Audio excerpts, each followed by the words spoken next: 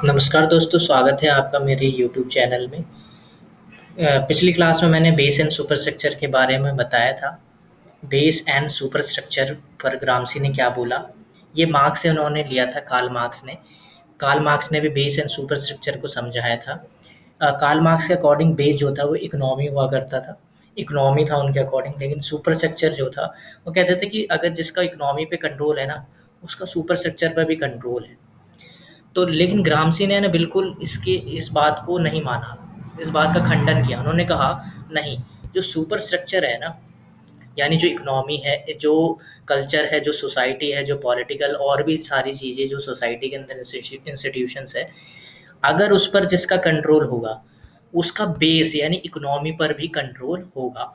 तो हालांकि यहाँ पर ग्रामसी ने सुपर स्ट्रक्चर को ज़्यादा इम्पोर्टेंस दी है, लेकिन उन्होंने ये भी माना है कि एक दूसरे को ये डिसाइड करते हैं, सुपर स्ट्रक्चर बेस को, बेस सुपर स्ट्रक्चर को डिसाइड करता है।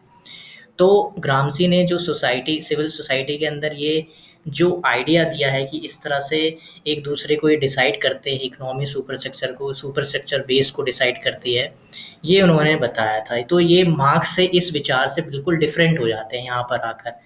तो हमें ये चीज़ समझनी है, बेस और सुपर स्ट्रक्चर में क्या मार्क्स किस प्रकार ये भिन्न है, अलग है मतलब। अब हम बात करते हैं वॉर ऑफ पोजीशन और वॉर ऑफ मूवमेंट में, जो सबसे ज़्यादा इम्पोर्टेंट है हमारे लिए, अगर हमें ग्रामसी के हेजेमनी, कल्चरल हेजेमनी को समझना है तो। दोस्तों चलिए शुरू करते हैं वॉर ऑफ पोजीशन और वॉर ऑफ मूवमेंट को।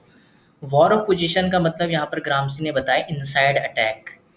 इनसाइड अटैक है मतलब सिविल सोसाइटी के अंदर जाकर अपने अपने इंटेलेक्चुअल्स को भेजकर, बुद्धिजीवियों को भेजकर उन विचारों को फैलाना जो आप विचार फैलाना चाहते हैं, और दूसरे जो विचारधारा वहाँ पर पहले से स्टैब्लिश है उसकी कमियों को बताना और नए विचार को लेकर जाना और लोगों के साथ कंसेंट करना। ये इनसाइड अटैक है, इसमें कोई हिंसा नहीं है, ब्लडी रिवॉल्यूशन कुछ नहीं है। यहाँ पे खूनी क्रांति की बात ग्रामसी ने नहीं कही है, वह खूनी क्रांति को नहीं मानते हैं, ठीक है। वॉर ऑफ मूवमेंट, उन्होंने रशियन रिवॉल्यूशन को यानी रशिया की क्रांति को जो हुई थी 1917 में रूस में, उसको उन्होंने वॉर ऑफ मूवमेंट कहा है। जहाँ पर खूनी क्रांति, ब्लडी रिवॉल्यूशन हुआ था, वह फ्रंटल अटैक था, ठीक है। एक अटैक होता है जो सीमा से होता है, बाहर से होता है हिंसा के द्वारा, एक होता है इनसाइड अटैक। तो उन्होंने वॉर ऑफ पोजीशन को महत्वपूर्ण माना, इम्पोर्टेंस दी उन्होंने वॉर ऑफ पोजीशन को। इनसाइड अटैक होना चाहिए, यानी आइडियोलॉजी को, एक विचार की हेजेमनी स्टैब्लिश करने के लिए,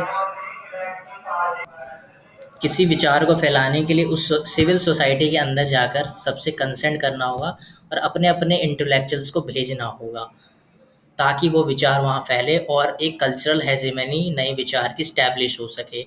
यही वॉर ऑफ पोजीशन है। और वॉर ऑफ मूवमेंट यहाँ पर एक हिंसा से है, जो बाहर से होता है, बाहर से अटैक होता है, उसे कहते हैं, ठीक है।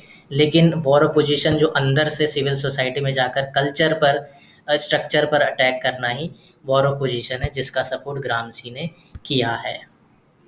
उम्मीद करता हूँ दोस्तों आपको वॉर ऑफ पोजीशन और वॉर ऑफ मूवमेंट समझ आया होगा।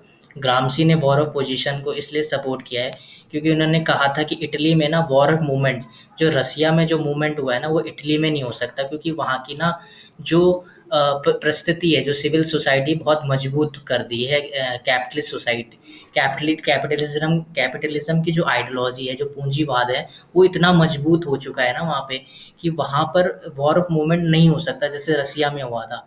तो उन्होंने कहा कि वेस्टर्न कंट्रीज़ में ना वॉर ऑफ पोजीशन जो है वो ही हो सकता है। वॉर ऑफ मूवमेंट वाले इस तरीके से हम सोशलिज्म को, मार्क्सिज्म को या कम्युनिज्म को जिस तरह से हम स्टैब्लिश नहीं कर सकते हैं।